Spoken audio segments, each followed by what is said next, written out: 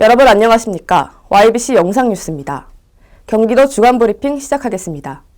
첫 번째 소식은 경기도 특사경이 원산지를 거짓 표시하거나 소비기한이 500여일이나 지난 제품을 보관하는 등 위법 행위를 저지른 집단급식소와 위탁급식업체를 무더기로 적발했습니다. 경기도 특사경은 지난 6월 5일부터 17일간 도내 집단급식소와 위탁급식업체 370곳을 단속해 식품위생법 등을 위반한 51곳을 적발했다고 밝혔습니다. 위반 내용은 원산지 거짓 표시 등 위반 15건, 식품의 기준규격 위반 10건, 소비기한 경과 제품을 조리 목적으로 진열 보관하거나 폐기용 또는 교육용으로 미표시 보관 18건, 보존식 미보관 11건, 기타 영업자 준수사항 위반 3건입니다. 주요 위반 사례로는 용인시의 A 위탁급식 영업소에서 중국산 고춧가루를 사용한 김치를 입소자에게 원산지를 국내산으로 거짓 표시해 제공했으며, 동두천 B 위탁급식 영업소는 냉장 보관 제품을 실온에 보관하다 식품 기준규격 위반으로 적발됐습니다. 오산시 C 위탁급식 영업소는 소비기한이 최대 65일이나 지난 김가루 등 4개 품목을 폐기용 또는 교육용 표시 없이 노인들에게 제공되는 정상 제품과 함께 보관했으며, 구리시와 부천시에서는 소비기한이 최대 533일이나 지난 제품을 조리 목적으로 영업소 내에 보관한 혐의를 받고 있습니다. 원산지 표시법에 따라 원산지를 거짓 또는 혼동 표시하는 행위는 7년 이하의 징역 또는 1억 원 이하의 벌금이 부과되며, 식품위생법에 따라 식품의 기준규격을 위반하는 행위는 5년 이하의 징역 또는 5천만 원 이하의 벌금이 부과됩니다. 이번 지도점검으로 인해서 집단급식소에서 위반 사항이 다수 발생하였습니다. 이에 대해서 저희는 지속적으로 집단급식소에 대한 불법 행위가 근절되도록 수사를 강화하겠습니다. 특사경은 집단급식소에 식중독 등 식품 안전사고가 발생하지 않도록 적발된 업체를 관련 규정에 따라 강력히 처벌하고 앞으로도 지속적인 단속을 실시해 나갈 방침입니다. 평택시가 추진 중인 고덕국제화지구내 국제학교가 학교 운영법인 선정 지연으로 인해 예정되었던 개교 시점보다 1년가량 늦춰질 전망입니다. 평택시는 고덕신도시 내 에듀타운 6만여 제곱미터 부지에 정원 2,000명 규모의 초중고 통합학교인 국제학교 건립을 추진 중에 있습니다. 시에 따르면 학교 건립 비용은 고덕지구 사업 시행자인 한국토지주택공사로부터 공급받은 공동주택 용지개발 이익금으로 충당됩니다.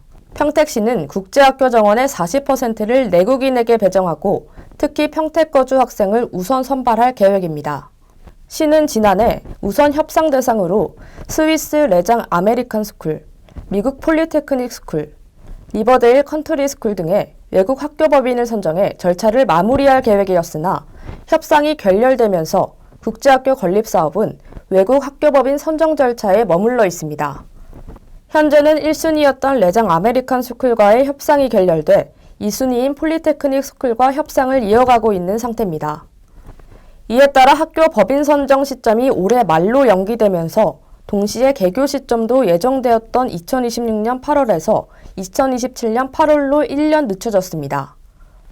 시 관계자는 협상 대상인 학교 법인이 모두 외국에 있다 보니 계획한 것보다 협상 절차에 긴 시간이 걸린다며 올해 말까지 학교 운영법인 선정 절차를 마무리하고 교육 환경 영향평가, 국제학교 설립 인가 등 관련 절차를 신속히 진행할 계획이라고 전했습니다. 신상진 성남시장이 지난 4월 발생한 정자교 붕괴 사고와 관련해 금호건설과 한국토지주택공사를 상대로 손해배상 청구 소송을 진행한다는 입장을 밝혔습니다. 성남시는 12일 국토교통부가 전날 발표한 정자교 붕괴 사고 원인 조사 결과 관련 입장문을 내고 손해배상 청구 소송을 통해 우리 사회에 경종을 울리겠다고 전했습니다. 신 시장은 민선 8기 취임 1주년 기자회견을 통해서도 정자교 사고와 관련한 소송 방침을 언급한 바 있습니다. 앞서 지난 4월 5일 성남시 분당구 정자교에 한쪽 보행로가 무너지면서 행인 1명이 숨지고 1명이 중상을 입는 사고가 발생했습니다. 이에 성남시는 이번 주 시공사인 금호건설을 상대로 먼저 손해배상 청구 소송을 진행하고 추후 시행사인 한국토지주택공사를 상대로 추가 제기할 방침입니다. 신 시장은 입장문을 통해 국토부는 도로부 하부 콘크리트와 캔틸레버불 인장 철근 사이의 부착력 상실이 붕괴 사고의 직접적인 원인이라고 밝혔고 제설제와 동결융해를 그 원인으로 꼽았다며 설계와 시공 문제는 언급하지 않은 채 지자체의 관리 책임만 물었다고 지적했습니다. 이어 성남시의 관리 책임을 회피하겠다는 것은 아니다. 관리에 잘못이 있다면 처벌과 함께 조금 더 경각심을 가지고 향후 확실한 시설물 관리가 될 수 있도록 개선의 계기로 삼겠다며 이번 소송을 통해 우리 사회에 지속적으로 문제 제기를 하고 잘못된 공법 퇴출과 제도 개선 역시 꾸준히 건의하겠다고 전했습니다. 한편 성남시는 붕괴 사고 후 전면 통제했던 정자교에 임시 보행로를 설치하고 시민들의 안전 확보와 통행 편의를 위해 14일부터 개방할 예정입니다. 이상 뉴스 마칩니다. 시청해주신 여러분 고맙습니다.